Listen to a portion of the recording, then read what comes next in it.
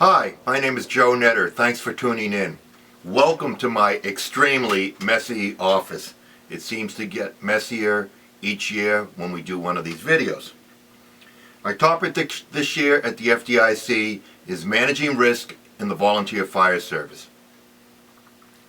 We as volunteers need to understand the risk that we are exposed to and that we take whenever we respond to an emergency. This program is designed to teach you in very simplistic terms what risk we are exposed to, what dangers we are exposed to, and how we can eliminate, avoid, and handle, mitigate, if you will, many of these dangers. When I first got involved in studying risk in the volunteer fire service, I did a lot of research. And I started by reading the 1250 standard, NFPA 1250 standard. It was very difficult to read. And what I found was that it was very complex. The more I thought about risk in the volunteer service, I also realized that there was another word, complacency, that has come into play with us. So we really tend to avoid risk, I believe, and avoid studying risk and understanding it and risk management because of complacency and complexity. Complacency is, that's the way we do it here. Complacency is, this is the way we do it in the fire service.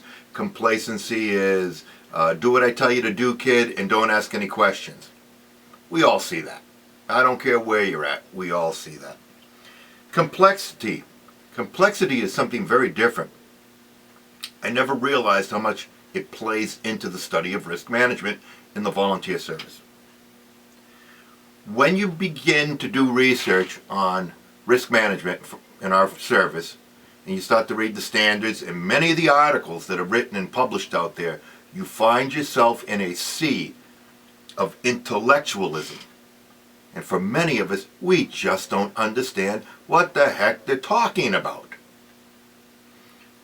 I don't know about you, but in my 42 years as a volunteer, I've always wanted the facts, but I want them given to me in simplistic terms that I can understand, and in terms that are given to me that I understand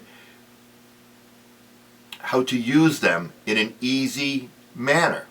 I don't need complex. I got enough of that in our life. So, when we talk about complexity, let me give you a few examples, and if you allow me to read. I went into the 1250 standard, and I'm going to read you a few of them. Risk management, the definition in the standard, is the process of planning, organizing, directing, and controlling the resources and activities of an organization in order to minimize detrimental effects on that organization. Got it? For example, risk is a measure of the probability and severity of adverse effects that result from an exposure to a hazard. Risk assessment is an assessment of the likelihood, vulnerability, and magnitude of incidents that could result from exposures to hazards. And my favorite is risk control, is the management of risk through stopping losses via exposure avoidance, prevention of loss, addressing frequency, and reduction of loss, addressing severity. Segregation of exposures and contractual transfer techniques. Now folks, I've been doing this a long time, and I have never been offered a class in the fire service on contractual transfer techniques. And I doubt any of you have either. We don't understand it. We know these standards are written by attorneys, and that's okay. But again, they're not simple, they're not easy to understand, and we can't relate to them. So what do? We start reading this, we lose interest in it, we don't understand it, it makes no sense, we know our membership is not going to be interested in it, so what do? We take the pieces of paper or the slides and we put them in the trash. And that's the end of our risk management studying. So I decided to do it a different way, and I went old school. I looked up in Webster's dictionary the definition of risk and management. According to Webster's, risk is something that presents the possibility of loss or injury. Management is the act of managing to control. So we can say that risk management is the act of trying to control things that can cause us injury or death. I think that's pretty simple. I also think it's something every one of us can understand. So from there, what I started to do in my research was, now that I understood what risk management was supposed to be about, I wanted to find out how we're getting injured and we're dying. So I went into NIOSH reports. And I looked at a 10-year scope, and I found that in the 10-year scope, 527 volunteers died in the line of duty. The number one way we're dying, medically, is heart attack. And it's even across all age groups. The number one activity we're dying from, crashes, vehicle crashes. Think about that. We're not even getting to the fire, and we're dying.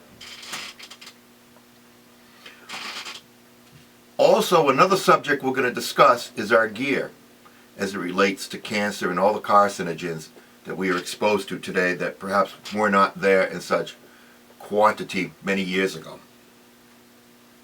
Any good risk management system has a process. If you look online, you'll find 5-step, 6-step, 7-step processes. I've created a 4-step that I think is simple, easy to understand, and easy to use. And the 4 steps are simply developing situational awareness, identifying the dangers and the risks that we are exposing ourselves to at this incident, identifying how we can control, eliminate, or manage these dangers and risks, and finally, maintaining ongoing evaluation. Basically going back to step 1, step 2, step 3, and keep cycling through. In my program, we're going to discuss all of what I've brought forward here to you on this video in greater depth. It's approximately an hour and a half, hour and 20 minutes, somewhere in there. And it will give you a very, very good understanding of what we're exposing ourselves to and how, more importantly, how we can deal with it. Finally, I've also identified other means in which we can manage risk, which I will share with you at the show. It really is a good class. It is really something that we need to better understand, and it is really something that can make a difference in your life and the lives of the members of your fire department. I truly hope you take the time and attend this presentation. I can tell you, I personally believe it is well worth the risk.